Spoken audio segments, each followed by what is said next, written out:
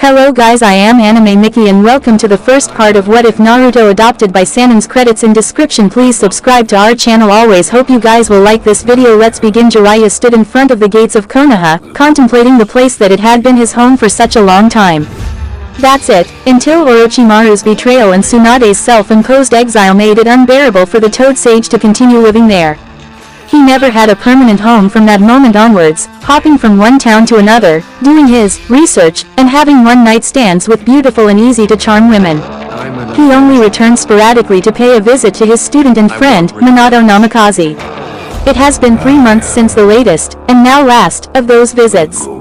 They talked about Jiraiya's failed book, the tale of the gutsy ninja, and how Minato wanted to name his firstborn son after the main character of said book, Naruto.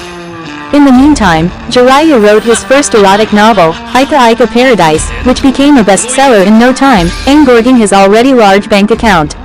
He had been planning to drop by once the kid was born in order to give the newborn some nice gift.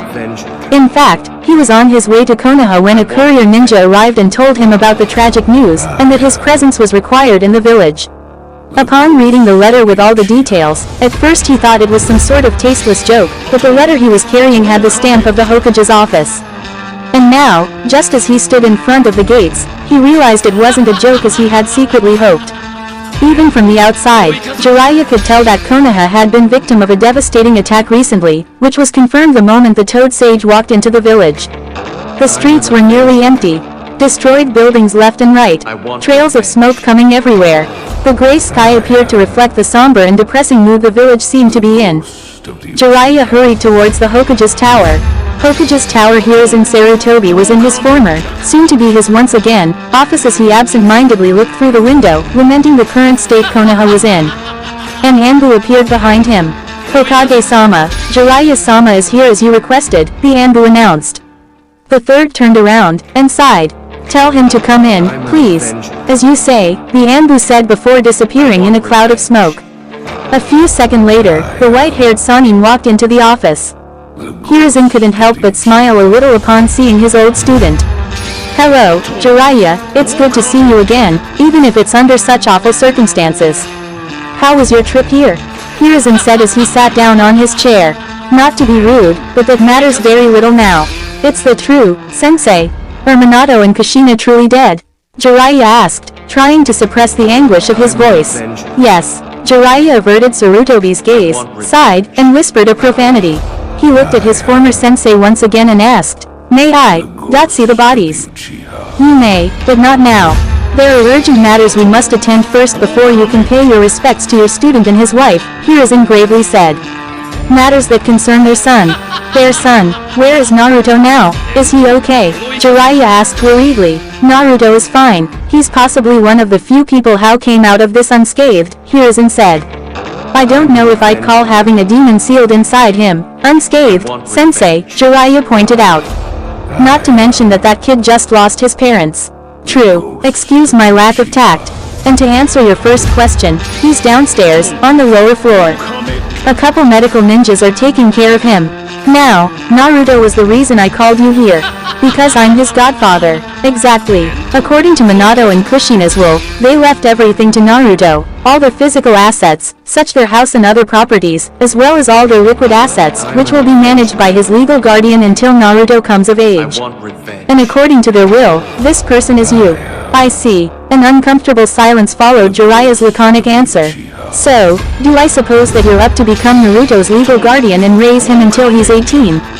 Regardless of Minato's will, we can assign another legal guardian if you refuse. Jiraiya found the offer tempting. He had decided a long time ago that he would never settle down. That he would throw himself to the pleasures of life, to wander the world and enjoy it as much as possible. Taking care of a baby would make such thing impossible. He'd need to stay at a permanent place, more than likely Konoha, since neither sensei nor the elders would allow the Kyuubi out of the village for other nations to take it, and had to prioritize Naruto's needs and well-being over everything else. No, the perspective of becoming a single father was everything but alluring. But then again, if he didn't take care of Naruto, who will? Almost nobody in the village would want to be near Naruto after the Kyuubi's rampage out of fear, and he knew that other people would try to turn him into a weapon, depriving him of a normal childhood. No, he had a moral responsibility towards Naruto. Nobody else would want to take care of Naruto and raise him like a normal child but him. Jiraiya soon would learn how wrong he was. He was about to give his sensei an answer when shouts from outside the office drew both men's attention. Miss, I'm sorry but Hokage-sama is in a meeting. You can't disturb him now, a male voice said, which Jiraiya vaguely recognized as the Anbu he has been talking to. Do you know who I am? I'm sure that sensei will make time for one of his old students, a female voice angrily replied, a voice Jiraiya knew too well. Oh my, I didn't expect her to come here so soon. Or to come at all, Sarutobi said, visibly worried. What is she doing here? Jiraiya asked, equally worried. You see, Hokage-sama's guest is also another one of his old students and, what? Get out of my way. Boom. Jiraiya and Sarutobi winced, and they both hoped that the poor Anbu wasn't too hurt. The office's door slammer opened, and a big-breasted blonde burst in. She fixed her eyes on Jiraiya, and snarled. She then looked at Sarutobi with rage in her eyes. Oh Kami, I knew it. You're going to do it. Tsunade, harming my Anbu and breaking into my office like that is not an appropriate thing to do, Hiruzen said calmly. Oh can it, sensei? I came here to stop you from making a huge mistake. Tsunade said angrily, and that mistake would be leaving a child under the care of this maniac. Tsunade said, pointing at Jiraiya. I'm fine, Tsunade-hime, thanks for asking, the Toad Sage said in a deadpan tone, earning another glare from his former teammate. I see, I suppose that you have a better candidate in mind, Sarutobi asked, intrigued. You are damn right, I myself would make a much better caretaker than this smut writer. That's fine, but you don't have any legal base for claiming Naruto's guardianship. I am his godfather and Minato left Naruto under my care should something happen to him in Kushina, Jiraiya retorted. Yes I have, Naruto's my family. Yeah, sure, and I am the grandnephew of the Sage of the Six Paths. It's true, you moron. Kushina was in Uzumaki, just like Mito, my grandmother. I am Naruto's only family, and thus I have a greater claim to be his guardian. While I admit I am no expert when it comes to parenthood, I'm pretty sure that taking care of a baby costs money. Lots and lots of money. And last time I checked, you were hounded by quite a few creditors. I'm aware that Minato had quite some money on his bank account. I can use that to cover Naruto's expenses. Yeah, if you don't blow up on a casino again. Jiraiya angrily said, and turned to his former master. Sensei, you can't seriously leave Naruto under this compulsive gambler. I do have experience raising children. I've been raising Shizune since she was a little girl, and she turned out fine. Tsunade said before Sarutobi could answer. Even with my flaws, there's no way I can't be worse than Jiraiya. Alright, I heard enough. Hiruzen said, raising his voice and slamming his hands on the desk to make his former students to shut up. Both of you have good points, and I'm sure we can reach a compromise. What kind of compromise? Asked Tsunade. Shared custody? Not exactly. It's obvious that you want what's best for Naruto, so why don't you raise him together? You can cover each other's weaknesses, and I'm sure that Naruto will benefit better if he has both of you taking care of him instead of just one of you. But, that means that we'll have to live together. Jiraiya said. He didn't like where this was going.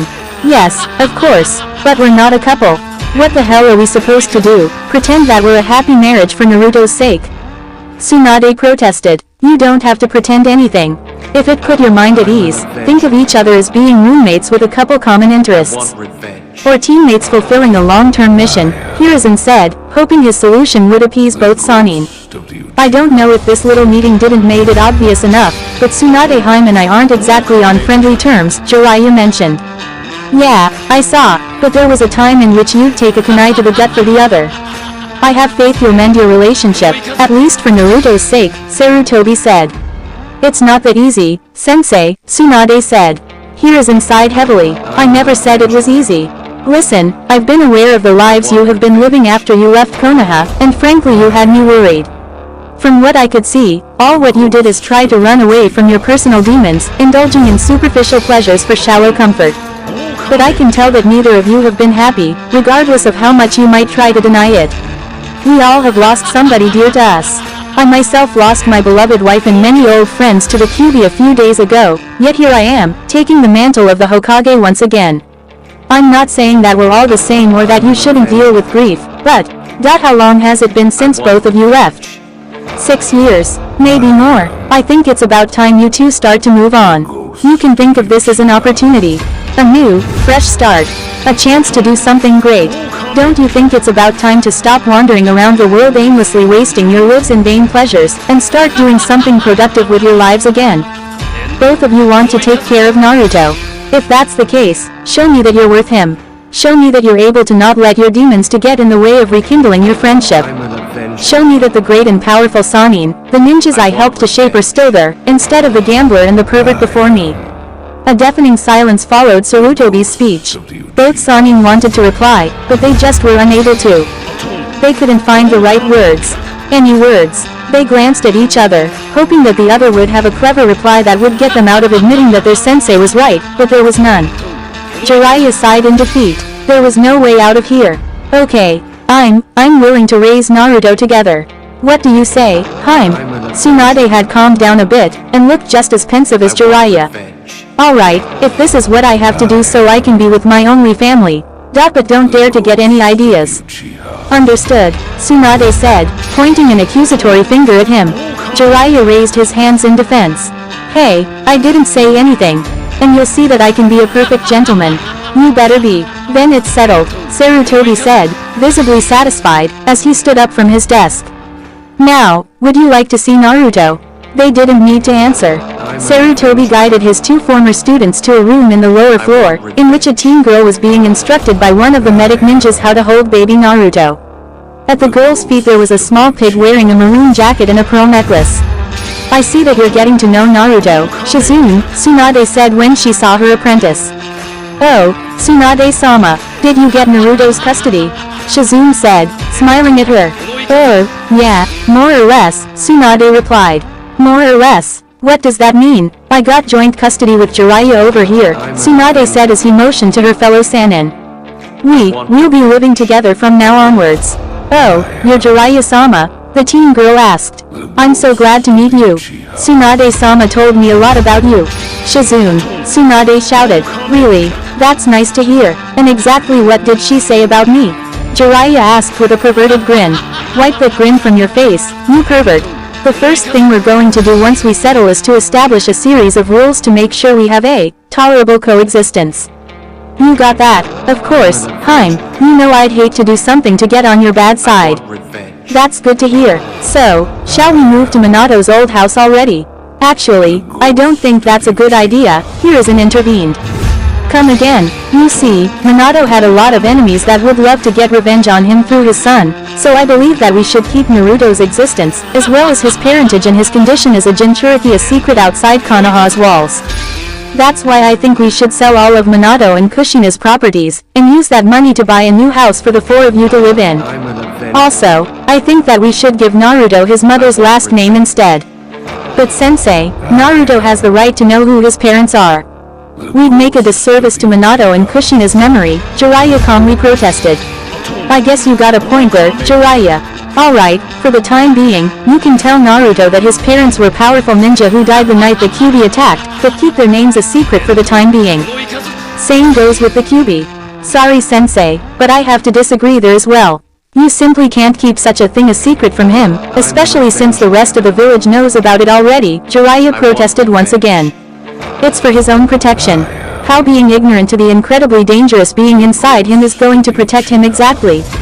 Jiraiya didn't bother to hide his skepticism. Listen, I want Naruto to have a normal life. That's what his parents would have wanted. Naruto carries a heavy burden on his shoulders, but he shouldn't be aware of it yet. That's why I'm going to enact a law in order to forbid the Kyuubi from being even mentioned by either ninja or civilians, under penalty of immediate execution. Let me tell you why that's a monumentally stupid idea, Jiraiya replied. Sarutobi couldn't help but feel outraged at Jiraiya's bluntness. Your solution amounts to ignore the Kyuubi. We can ignore it, but that won't make the Kyuubi disappear, and everybody else knows that.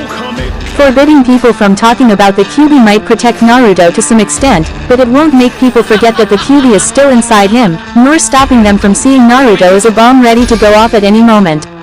Even if that's true, how can Naruto have a normal life then? Let's face the facts. Such thing is impossible. Naruto won't have a normal life, Tsunade interceded. Both Jiraiya and Sarutobi turned at her in surprise. Not that that's a bad thing, though. Normal doesn't have to mean happy. Jiraiya and I will ensure that Naruto's childhood is as fulfilling as possible. Thanks for backing me up, Haim, Jiraiya said, smiling at her. I'm just stating the truth. But if his generation grows up knowing that Naruto carries the demon fox, it might alter their perception of him and will judge him unfairly. It will be nearly impossible for him to make friends, Sarutobi interjected once again. Tell me, Sensei, do you think anybody would let their children near Naruto knowing what he's holding inside? At the very least, with all the facts, the children will be able to judge Naruto by themselves. And if they're unable to differentiate between the prisoner and its jailer, then they aren't worth his time, Jiraiya said. You seem very sure of yourself, Jiraiya. Are you sure this won't backfire? I would be lying if I said I was 100% sure, but I do believe that it is the best option. Let's have faith that the new generation will accept Naruto and won't judge him unfairly. You always drilled into our heads the importance of protecting the next generation. If we protect them, then we can place some trust in them, right? Sarutobi spent a few moments silent, pondering Jiraiya's words. A smile slowly crept his wrinkled face, and soon the old ninja was laughing, much to his students' bemusement. To think that I just had one of my teachings used against me, yeah, guess that you proved your point, Jiraiya. There will be no special laws regarding Naruto. You two will be tasked with his protection and well-being, and we'll have faith that Naruto will be accepted among his peers, regardless of his burden, Sarutobi said. There's one more thing I'd like to talk about. Even if I can guess your answer, is there a chance that you may rejoin Konoha's ninja ranks again? Besides getting back two of the most powerful ninja Konoha ever produced, Hiruzen was hoping that the return of the Sannin would help boost the incredibly low morale of Konoha's citizens. Sorry, but no, I came back here to take care of my only blood family left, not to be a killer and relive painful memories, Tsunade firmly stated. I'm with her. I left the ninja life behind. I'm a writer now. We will get involved with Naruto's training once he's old enough. He was about to add, should Naruto choose to become a ninja, but for somebody like Naruto, that wasn't a choice. He'd have to be a ninja for his own sake. Both Sannin hoped they could convince him to take that path. But think in all the good you could do. Konoha's in its darkest hour.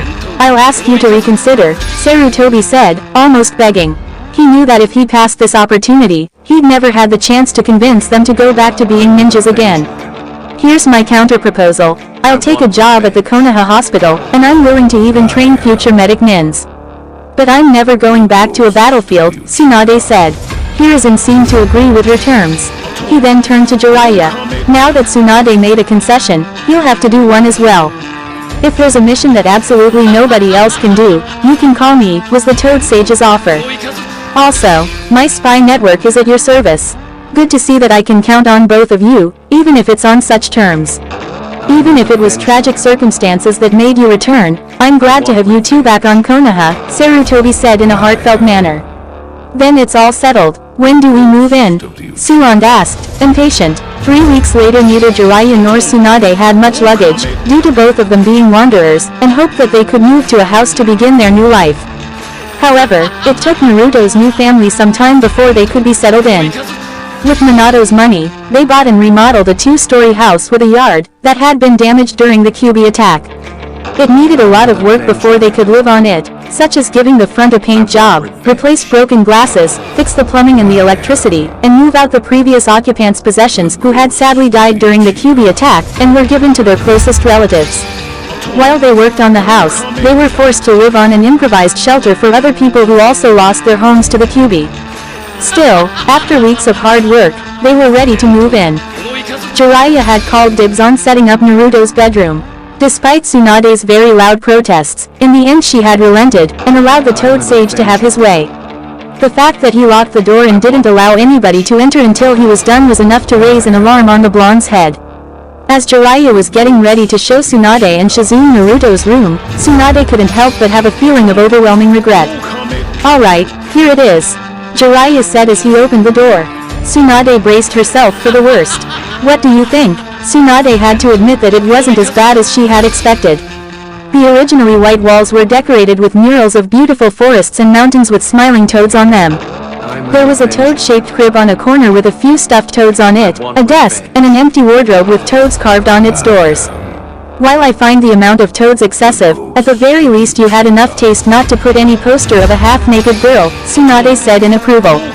Oh, those will come when he gets older, Jiraiya said, and he was suddenly hit by a wave of killing intent coming from Tsunade and her ward. I mean, of course not. I know I can be a pervert, but I do know that there are some things not appropriated for children. Good to hear. They had to spend the rest of the day buying food, clothes, especially for Naruto, diapers, and other baby items. By the time they were finished, it was nighttime, and the three of them were exhausted. Tsunade placed Naruto on his crib, and went to sleep alongside Jiraiya and Shizune. While it took no time for Tsunade and Shizune to fall asleep, Jiraiya remained awake. His head asked the same question time after time. Would have been any different if I was in the village when the Kyuubi attacked? Based on the details Sarutobi had been willing to share of that tragic night, Jiraiya's mind went over and over with the possible scenarios of how the night could have ended if he was there. He spent an hour torturing himself by wondering if he could have been able to save at least one of Naruto's parents. Stop doing that, Jiraiya. You couldn't know something like that would happen. The only thing you can do now is take care of Naruto to the best of your ability, the Sannin told himself. He then got up, and quietly went to Naruto's bedroom, making sure he didn't make any noise that could awake the other three people living under that roof. Jiraiya leaned on the crib, and looked at the infant laying there. Hey there little guy, how are you doing? Jiraiya said in a whisper. Naruto shifted in his sleeping seat. Don't worry, I know that you had to go through a lot, but the nightmare is already over. Tsunade Haim and I are here to take care of you, and we will make sure that everything will be fine. Jiraiya continued to look at the sleeping baby. Can I tell you a secret? Don't tell Tsunade or Shizune, because they would get really mad if they knew. But I have plans for you. Great plans. Once I'm done with you, you will be the biggest pervert Konoha has ever seen, ha ha ha.